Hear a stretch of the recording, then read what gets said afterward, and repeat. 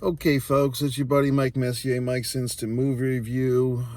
Saw Kinds of Kindness. I'm not sure who I would recommend this to. I mean, if you don't like structure in films, if you like offbeat things for the sake of being offbeat, okay.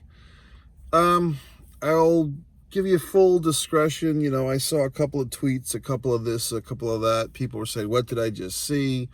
I think my buddies up there in New England, Nathan Schuer and Lenny Schwartz, went to see this film together and were shocked and amazed and didn't know what the fuck they just saw. So I was kind of intrigued, and then I saw that this movie had Emma Stone in it, and I guess I will admit to being a mark for Emma Stone, meaning I'm a fan. I do like her work, although I wasn't such a big fan of Poor Things. You know, I knew that she would probably get the Oscar for that because it was such a challenging and daring and brave role. But I just thought Poor Things was kind of excessive, and I called it the goth showgirls if you watch my review of Poor Things. Nothing against good old Emma. I did like her in La La Land, and actually one of the best things, if you haven't seen it, is this skit she did maybe 4 or 5 years ago on good old Saturday Night Live called The Actress. I guess Emma Stone is one of these frequent guest hosts, okay? The Five Timers Club, all this stuff. But Emma Stone in The Actress SNL skit, it's called The Actress, very funny little skit. God, that's my neck. So here's my deal, okay? I will say this, my hot controversial take. I feel like Emma Stone is on this crusade to prove that she can take any hunk of shit script and make it watchable with her wonderful talents and her lovability and her, she's hot, but she's not too hot. She's pretty, but she's not too pretty. She's a great actress, but she's not, Laurence Olivier's granddaughter. It's like she's on this, I will not be a typical leading female. I will not be Julia Roberts in 1995. I will not be Sandra Bullock in 1998. I will not be Reese Witherspoon in 2002. I will not be whoever the fuck. I will not do romantic comedies. I will do these edgy fucking movies that nobody understands, and they will have to give me awards for them because I will break the spirit of the movie-going public and the critics by bringing my wonderful acting to these horse shit of scripts. Now, I think she got away with it with Poor Things. There was enough smoke and mirrors and weird shit going on in Poor fucking Things to win her a wonderful Oscar and all the acclaim that goes with it. And La La Land was relatively safe. I enjoyed it. I thought it was a good movie, but it wasn't breaking boundaries. This, I guess you could say it's breaking boundaries. Now, here's another thing, folks. This, what the hell is this movie about? This, whatever the fuck it is, Kinds of Kindness. I mean, I saw other people Twitter fuckering that the guy who wrote this thing, directed this thing, I guess he's in it as well. What's his, Yoakum or Yoko or whatever the fuck. I guess he's supposed to be like, oh, he's this non-traditional filmmaker, holy horse shit. Oh my God, he's going to save cinema from itself. He's going to save cinema from structure and beginning, middle, end, and making sense. Whatever the fuck. I guess he probably made some goddamn great movies that I'm not aware of. Did he make Poor Things? I don't fucking know. But whoever he is, I guess he's the God, Lord and Savior of fucking non-traditional movie making this week. And we should all bow at the altar of this asshole, but I won't. So let's get into it. What's this movie about? Well, from what I gathered, there's this odd cult type of thing where Willem, once again, the most pretentious names, William, sorry. It's not William, it's Willem. Willem, okay, asshole. Willem Dafoe, yes, I like him. He's a good actor, all that horse shit. What's the one that he did? That one. It was a firefight. That movie from 20 years ago. They tried to make a fucking sequel to it like 7 or 8 years ago, and it stunk. God, it was on the tip of my tongue. The brothers or the whatever the fucks. But this movie, the Fighting Brothers or the Irish, whatever, Fox. But Willem Dafoe is great in that. He's great in a lot of things. I know. It's just, I just don't like his name, Willem. Willem. Okay, Willem. So we got Willem walking around in a fucking G-string at 70 years old or whatever the fuck he is, kissing up on young Emma, 31-year-old Stone, whatever she is.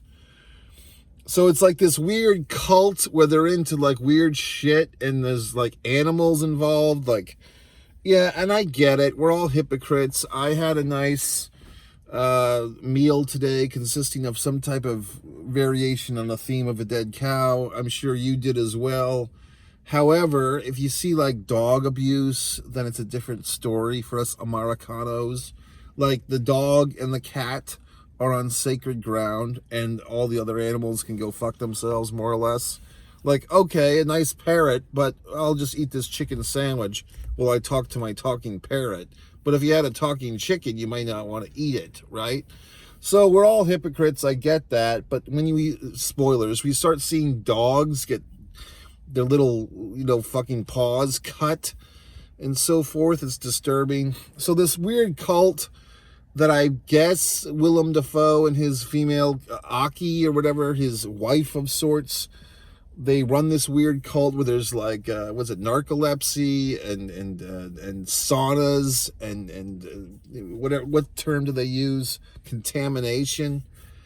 And it seems like our girl here, Emma Stone plays Emily. So Emily has basically survived some type of other sicko marriage. Like she's been married to this creepy guy who, like later on, he basically drugs her and more or less, rapes her, takes advantage of his ex-wife or separated wife sexually because he fucking roofies her.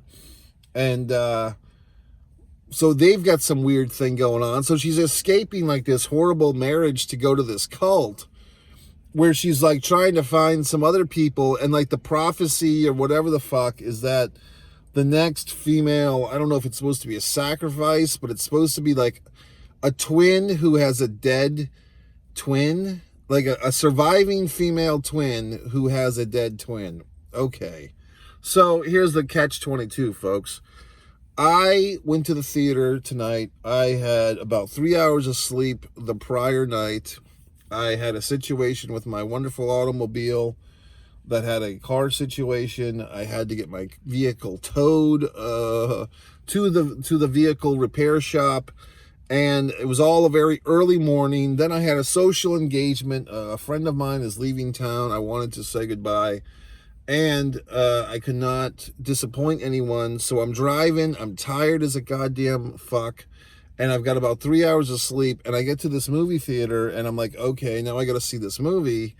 But I'm extremely tired. And this is just the ironies of life, folks. This was an open captioned film, meaning that the words in English were written on the screen for people that are hard of hearing and so forth. So I don't mind. Sometimes these people, these actors can't even enunciate and they don't get good audio anyway. So I don't mind seeing the words on the screen. So I go into the theater and I have my traditional chosen seat in the auditorium. I get into the theater. There's one person in the goddamn theater and that one asshole is sitting in my pre-selected seat. One person in the whole theater and they're sitting in my seat that I chose to sit in on the app. And the person kind of knew, like it was just obvious because I was headed right to that chair. And we had this little moment. And I don't know if this person was hard of hearing or whatever the fuck. But she kind of like said, oh, am I in your chair? I'm like, yeah, but I smiled and I said, I'll just sit somewhere else. So then I'm sitting. Now I'm all paranoid as fuck because I don't want to be in this chair that's not my officially assigned seat if some asshole comes in and tells me that I'm in their chair. So now I'm checking the app to see what seats have sold for this screening. And there's like 3 or 4 chairs that have sold, right? And of course, I'm sitting in one of those chairs. So then I fucking mosey my ass over to the side, and then that person never shows up. So now there's like 25 minutes of goddamn previews. I go to the facilities, I come back. I'm like, okay, I guess no one else is coming to this theater except me and the woman that's in my chair.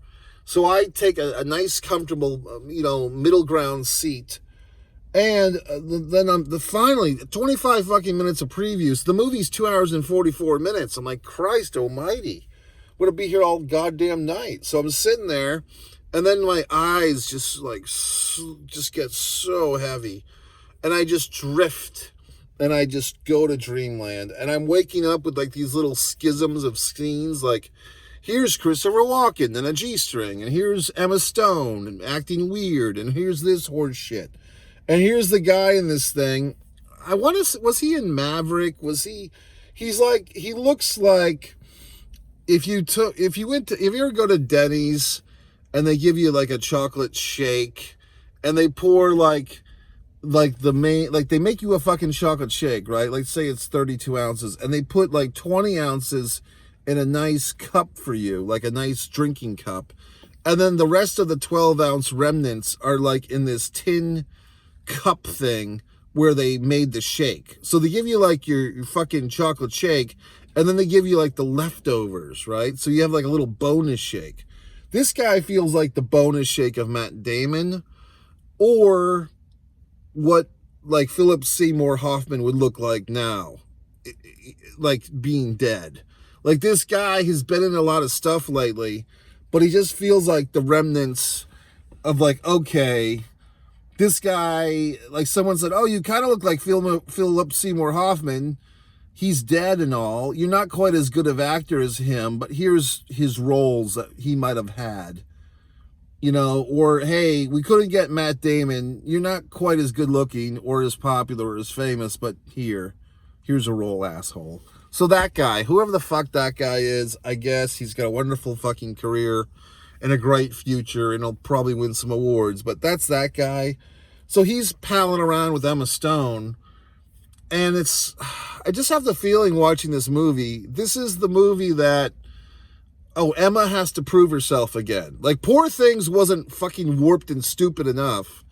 You know, like, oh, okay, Emma, well, thanks for showing us your vaginal area, and thanks for showing us that you can act in this piece of shit movie and make it salvageable, and okay, you're not a Disney princess, we get it. You're not Anne Hathaway, you know, doing romantic comedies with Matthew McConaughey.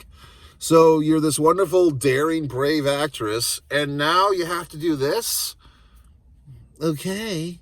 So I just feel like we're indulging in Emma's goth stage. Like, before she comes around and does some real movies, we have to go through this tenure with her, where she has to take us through the wilderness of dog shit films. No offense. So it's like, okay, Emma, you might be losing a fan here, okay? So, I don't know. I just feel like, so the movie, and then you got Margaret Qualley, and now she's one of these actresses. Is she in the Smile movies? Is that her in this? I keep seeing this preview for Smile, but Margaret Qualley is another one of these, oh, she's pretty hot. What is she being? And then she's playing like twins. It also seems, is it just me, or do some of these like artsy fucking movies that are so goddamn edgy, they just seem like a fucking excuse to get the actresses topless? Is that just me? It's like, if we make this movie really fucked up and bizarre, the A-list actress will do nudity. That's what it seems like. That's what it seems like to me. You know what I mean? So now we got Margaret Qualley topless. We got this other actress who had a great form, shall we say, and she's topless in a fucking morgue scene. So it's like, what kind of fetish fucking weirdos are making these goddamn things? I mean, that's what it feels like. Okay, hashtag 5 years from now, everyone involved in this movie is going to be very regretful. You know what I mean? It just seems like there's some underlying things going on here, like some baby's blood is being drunken in between fucking shots or scenes or whatever the fuck. It just seems a little warped to me. Anyway, I mean, I'm all for a non-traditional fucking weird movie, but it's like, I don't know. Like, then there's all these like fake end credits. Here's a dog hanging from a noose. Okay, I wanted to see that on a Wednesday afternoon. What the hell's going on around here? I mean, it's these fucking perverted assholes making these movies. But okay, we have to give them a lot of money because it's such a good piece of shit film. So I sat through this fucking train wreck, and then the beauty of it is by the end of it, like, you start to like the movie because you're like, Like, it's so bizarre and fucked up that by the end of it, you're kind of bizarre and fucked up yourself. You're like, yeah, let's have that twin jump in the empty pool and kill herself. Awesome. You know what I mean? Like, let's go to the morgue again. Let's fucking take the veterinarian lady and stab her in the neck. Like, you're getting into this weird shit. And that, I guess that's what this fucking Hugo, whatever the fuck, is so good at, is he's good at, manipulating the audience to be as bizarre and disturbed as he is. So good job, Hugo, or whatever the fuck your name is. So anyway, folks, that's it. I mean, I'm not, once again, it's like, would I sit through this goddamn train wreck again? Probably not. But I do feel like assholes will like this movie. Like, this will be one of those movies that has like a cult audience, meaning a bunch of sickos will tell you how great this movie is for the next 30 years and whatever the fuck. But I mean, it just is what it fucking is. So Emma, romantic comedies are calling your name, sweetheart. It's time to fucking get over yourself, make some real money. You know what I mean? Like, do a nice script with like a nice character. You know what I mean? Or whatever the fuck. Do whatever the fuck you want. You know what I mean? Who am I to tell anyone what to do? I'm just saying. It's just, I don't know. It makes, on some grand level, it just makes me depressed. I sit here and write these wonderful screenplays with wonderful characters. And, what gets produced is these, buckets of horse shit films, okay? So it's depressing. And you might be thinking, well, gee whiz, Mike, you've never made a goddamn movie. Well, assholes, yes, I have. You can go over to One Man and a Camera Films, watch Blood Sugar Sedace. That'll be a goddamn mind trip for you. That'll be more enjoyable than this. You can watch The Impeccable, my wonderful 22-minute film. You can watch Disregard the Vampire, a Mike Messier documentary. All these films are better than this piece of fucking horse shit that I sat through. I sat through this movie, and then I'm like, I need to cleanse my spirit. So I actually snuck in a tinge to the IMAX screening of A Quiet Place Day 1, which I've already seen, and through a logistical situation, I did not see that movie on the IMAX screen 3 weeks ago, or whenever the fuck I saw it on like a regular theater screen. And now I'm kind of having regret because I'm like, I didn't really like it, but I think that if I had seen it the first time on IMAX, I would have liked it more, right? So now I'm just kind of sitting there and I'm like, but do I want to double down now? Because I watched like the first 15 minutes of this thing tonight again. Do I want to like sit through the whole thing even though I know what happens? And I'm like, I guess I don't. So I'm just in this weird stupor. You know what I mean? I don't know if I'm coming or going. I'm just all over the fucking place. And it's, I just, not quite this, not quite that. Like I said, I slept 3 hours last night. I go into the theater, probably got 45 minutes of sleeping in, to be honest with you. But now I'm all, like, my battery's been like, I'm at 15%. So I'm like kind of fucked up. And then it's like, do I go out and get a nice breakfast sandwich? You know what I mean? Or do I not? What do I do with myself? Anyway, it's your buddy Mike Messier. It's the post 4th of July. Like 4th of July, now it's like the fucking 10th of July. It's like the 4th of July was on a fucking Thursday. And I thought like a week ago was the 4th of July. I thought last 4th of July was a fucking Wednesday. And then the 5th of July I thought was a Thursday. And I'm walking around on the 5th of July like, oh, awesome, I got the whole weekend coming up. And then at the end of the 5th of July, I'm like, oh, wait, this was Friday? This was my Friday? That's all I did? Like, for a Thursday, this was good. But for a Friday, this kind of sucked. And then I'm like, now it's Saturday the 6th, and I like my weekend's half gone. So anyway, folks, tomorrow's Thursday, and then it's like, okay, now you have to start making up for lost time. The ticking of the talk. Okay, folks, it's your buddy, one artist, Mike Messier, for my wonderful acrylics, one pro wrestling and sports fan, for my wonderful pro wrestling and sports videos. One Man and a Camera Films for my fucking movies that are better than half the horse shit you'll see in theaters, even though I say go to the theaters. And this is one on Mike Messier for Mike's Instant Movie Reviews.